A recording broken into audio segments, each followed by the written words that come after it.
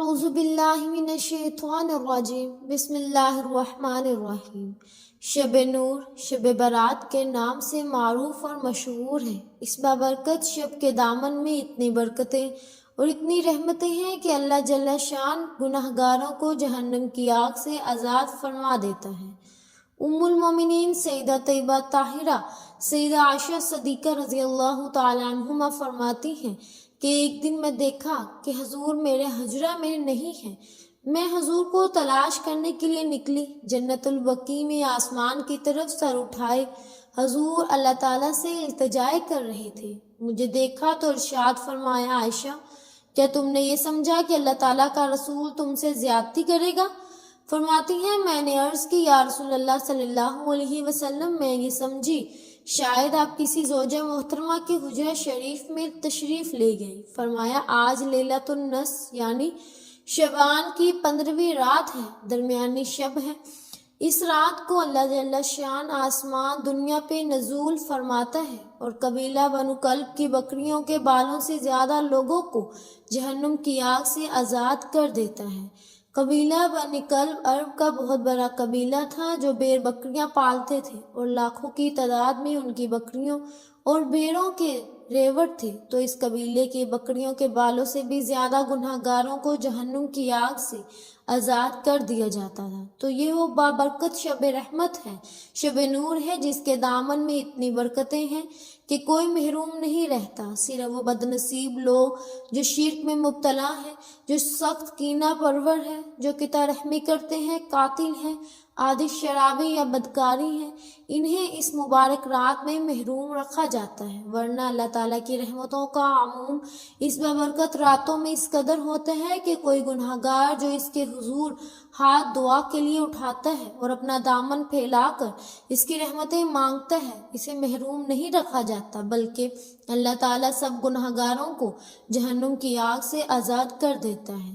ایک روایت میں آتا ہے کہ اللہ تعالیٰ لیلۃ النص میں شب شعبان کی 15ویں رات کو آسمان دنیا پہ اپنی رحمتوں سے جلوہ گر ہوتا ہے اور فرماتا ہے کہ کوئی رزق مانگنے والا ہے، میں اس کی جھولیاں بھر دوں، کوئی مغفرت طلب کرنے والا ہے، میں اس کے گناہ معاف کر دوں، کوئی مجھ سے عافیت مانگنے والا ہے، اس کو عافیتوں سے نواز دوں، کوئی فلاں چیز مانگنے والا ہے، کوئی فلاں چیز مانگنے والا، کوئی رحمتوں والا، آواز دینے والا، اور یہ آواز غروب و آفتاب سے لے کر طلوع فجر تک مسلسل بندوں کو دی جاتی ہے، اور بندے اس کے حضور اگر دستے طلب دراز کریں، اپنی جھولی پھیلائیں، تو اللہ تعالیٰ ان کو ان کے مانگنے سے بھی زیادہ عطا فرماتا ہے۔ اس امت کو اللہ تعالیٰ نے اس طرح کی راتیں دے کر مغفرت، بخشش، غفران اور رحمتوں کی فراوانی نصیب کی ہے۔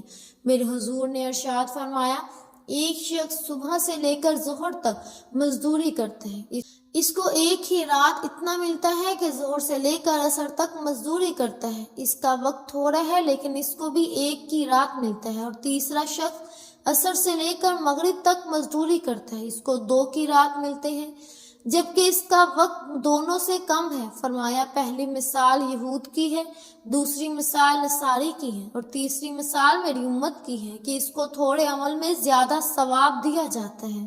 تو یہود اور نصاری نے اس سے برا منایا، تو حضور صلی اللہ علیہ وسلم نے فرمایا کہ اللہ تعالیٰ نے ان کے اجر میں تو کمی نہیں کی لیکن مسلمانوں کو زیادہ اجر دے دیا، تو یہ اس کی کرم نوازی ہے۔ تو یہ تھوڑے وقت کی عبادتیں اور چند راتوں کی بیداری اور مخصوص اوقات میں اللہ تعالیٰ کی حضور عبادت، ریاضت، لیلۃ القدر ایک رات 1000 مہینے کی عبادتوں سے بہتر قرار پاتی ہے۔ اس طرح دیگر مواقع ہیں کہ اللہ تعالیٰ اس امت کے لیے رکھے ہیں۔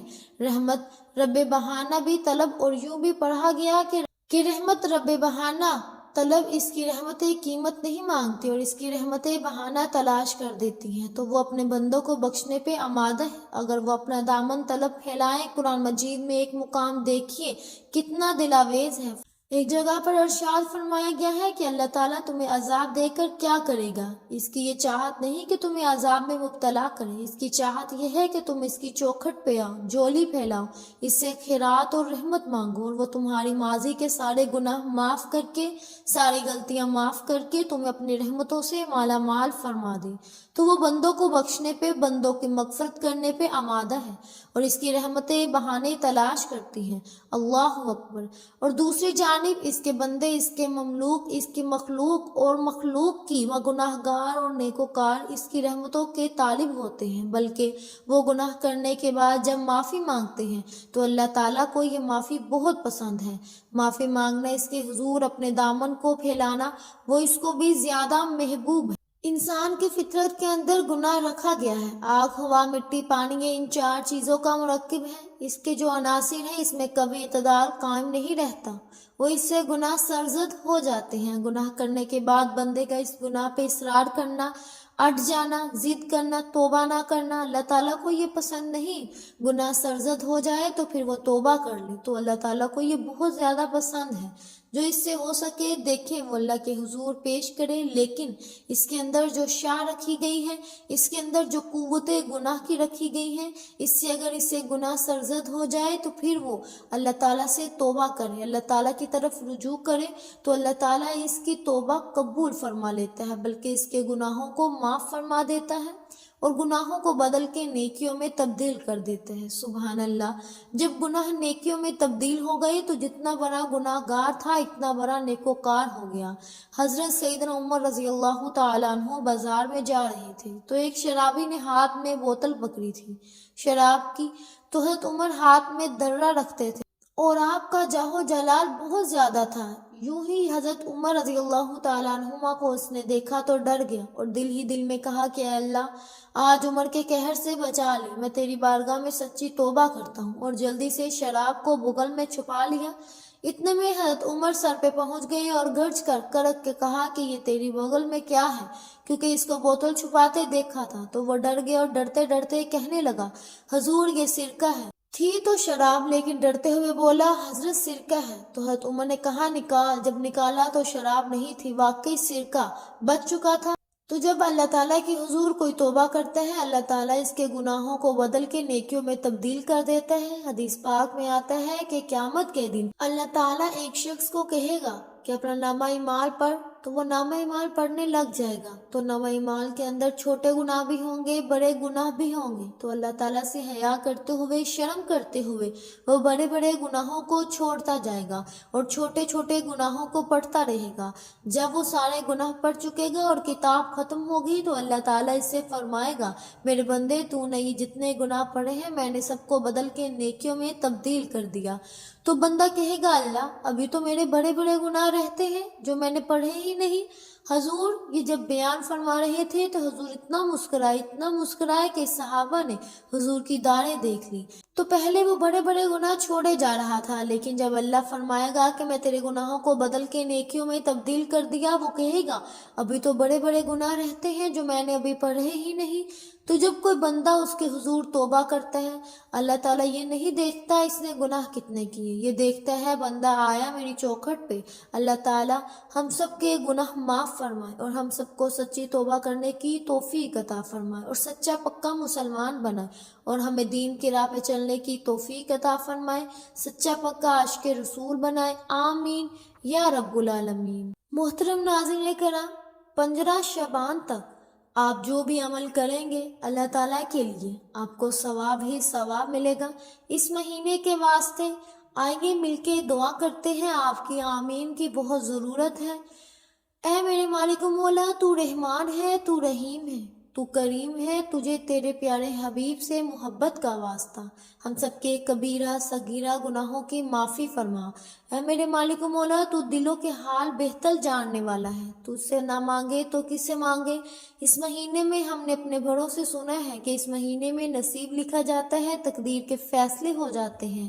اے میرے مالک و مولا، آج پھر میرے حق میں بہتر فیصلہ فرما دے، ہمیں کبھی کسی کا محتاج نہ چھوڑ۔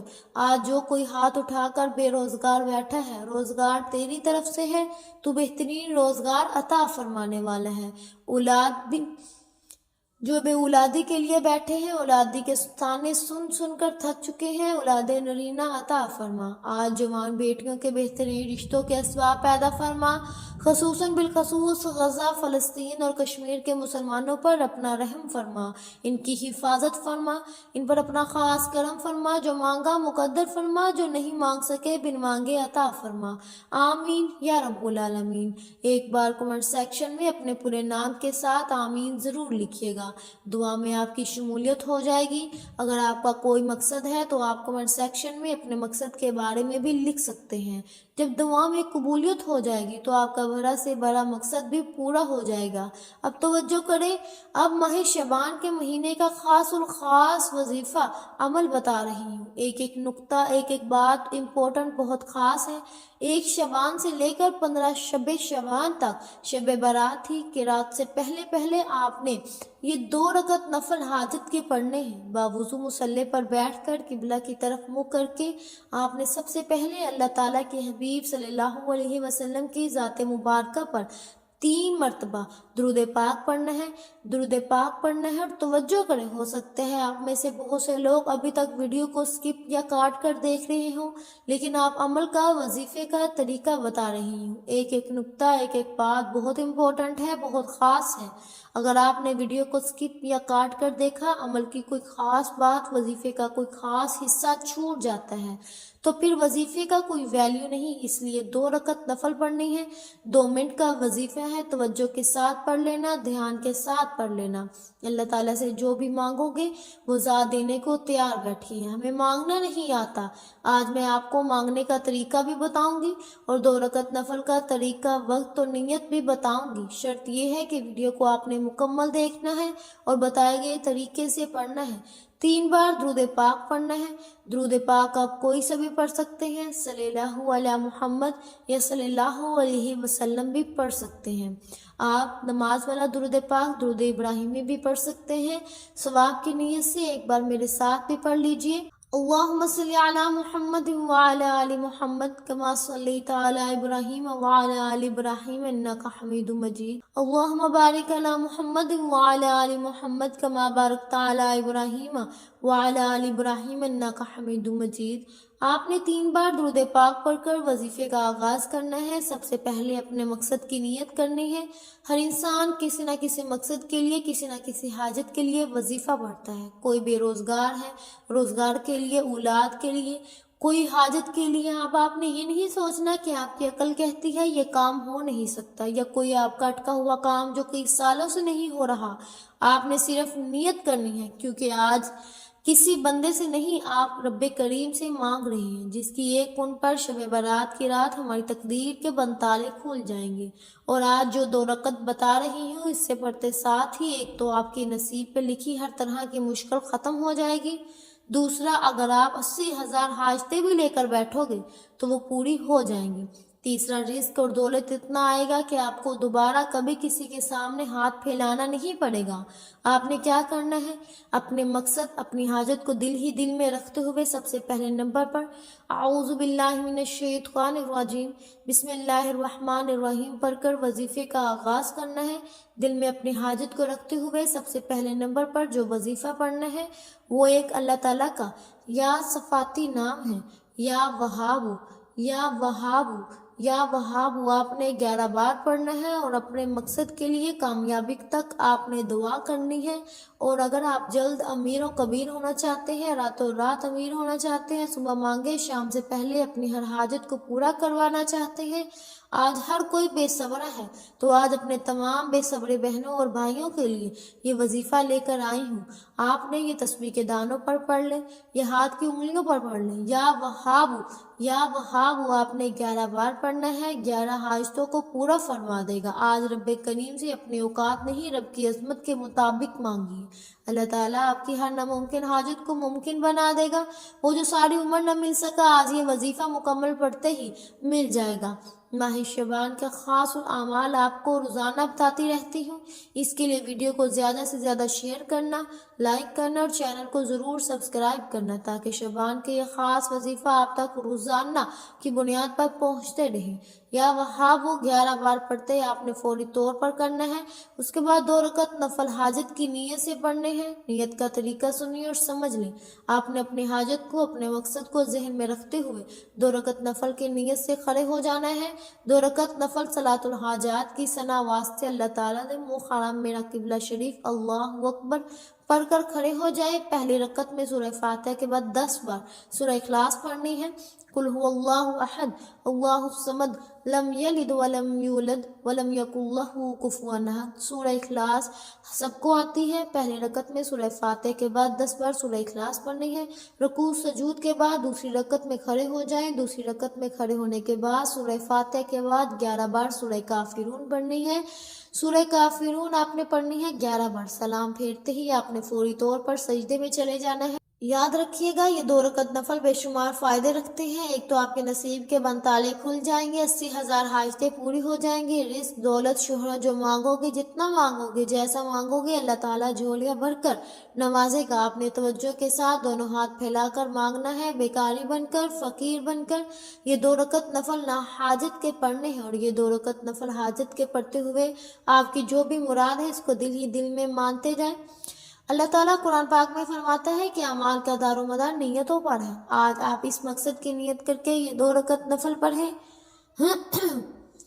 اللہ تعالیٰ سلام پھیرنے سے پہلے آپ کے اس مقصد میں کامیابی کو یقینی بنا دے گا انشاءاللہ۔ آج کوئی اللہ تعالیٰ کے کمالات کو دیکھنا چاہتا ہے تو ماہ شعبان کی 1 تاریخ سے لے کر 15 تاریخ تک یہ 2 رکعت نفل حاجت کے بتائے گئے طریقے سے پڑھیں۔